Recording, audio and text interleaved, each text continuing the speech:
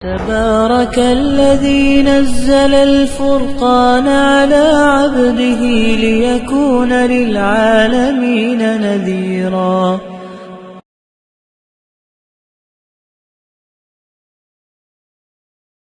کیا درود پاک کی محفل سجانا، اجتماعی درود پاک پڑھنا، یعنی کہ محفل میں بیٹھ کر درود پاک پڑھنا یا آیت کریمہ پڑھنا یا قرآن خوانی کرنا، کیا یہ بدعت ہے؟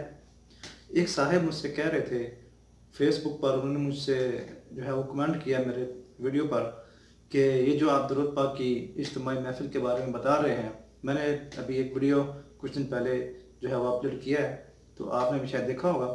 اگر نہیں دیکھا تو اسی پیج پر اس کو آپ جا کے چیک کر سکتے ہیں. میں نے درود پاک کے بارے میں بہت سی ویڈیوز وہ اپلوڈ کی ہوئی ہیں. تو وہ صاحب کہنے لگے کہ درود پاک، آیت کریمہ اور قرآن خوانی یہ اجتماعی نہیں ہو سکتی اور ایسا کرنا بدعت ہے.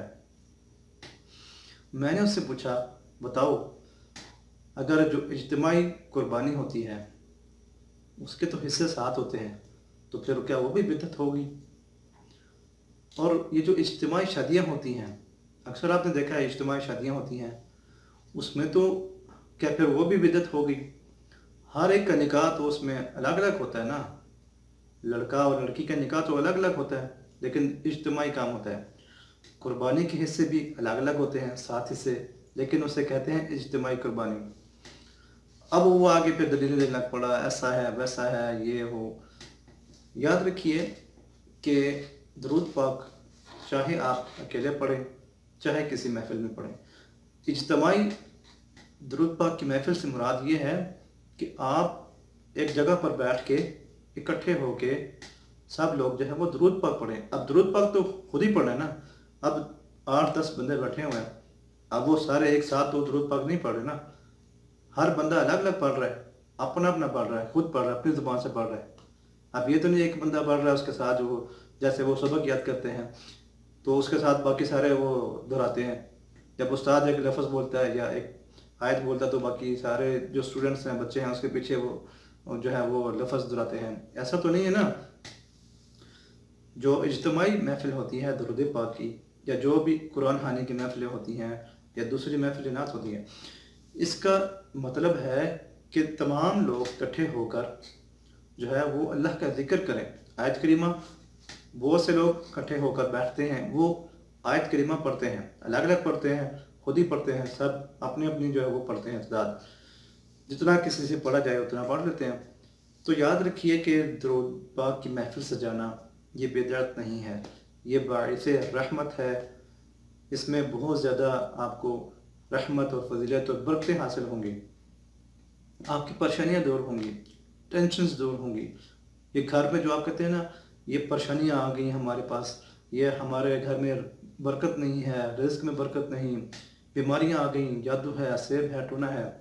تو یہ جو ہم اجتماعی جو محفلیں کرتے ہیں، درود پاک کی ہو گئی، نعت خوانی کی ہو گئی، آیت کریمہ کی ہو گئی، قرآن خوانی کی ہو گئی، ان سے رحمتیں نازل ہوتی ہیں.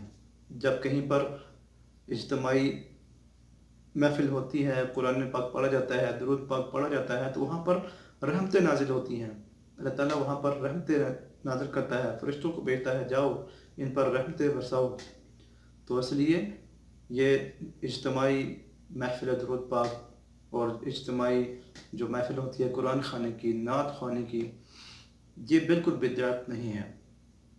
اور ہمیں ایسی محفل کو سجانا چاہیے، کیونکہ اس سے ہمیں دین و دنیا کی بھلائی اور خیر وہ ہمیں حاصل ہوتی ہے.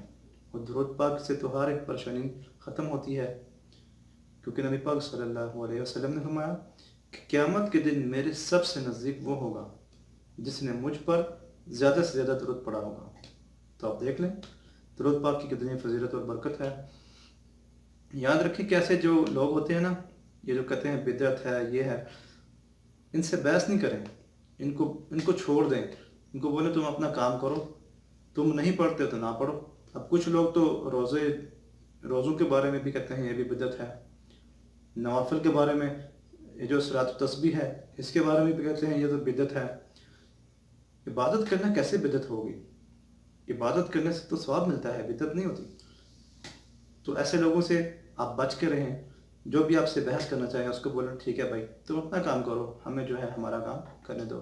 ہم انشاءاللہ درود پاک کی محفلیں سجاتے رہیں گے جب تک زندگی ہے، جب تک سانس ہے.